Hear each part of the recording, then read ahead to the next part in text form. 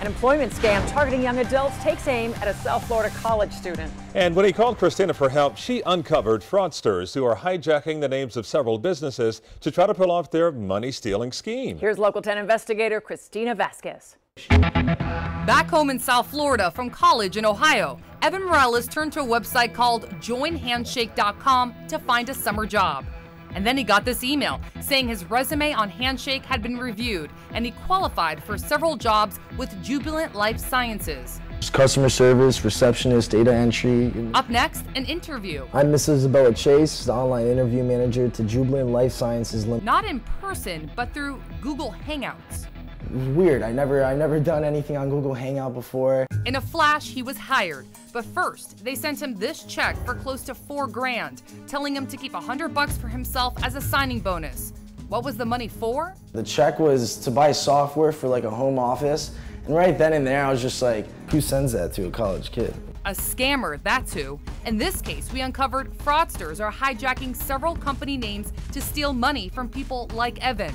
We contacted the real Jubilant Life Sciences. In a statement, the company stated they've received reports of people using their name in a phishing scam, warning applicants to be cautious of anyone soliciting information via text message or web forum. The credit union named on the check confirmed that this is a counterfeit check. And then there's this. It was mailed via FedEx from a California natural food. Over the phone, the company's owner tells me he's also a victim of mail fraud. Take a look. He says con artists are using his company name on more than 80 FedEx invoices, leaving him on the hook for the bill. Checks are very official looking because there's any number of check generating softwares available on the market now. That's Coral Springs Police Detective Jason DeLuca. Inevitably, the check will bounce and they'll be out the money that they sent to the suspect. Which is his third-party provider to buy software for his own job. Yeah. I open it. And a good thing he did. We can confirm this is a fake check scheme. It was just like a second verification on the fact that this was a complete and utter scam.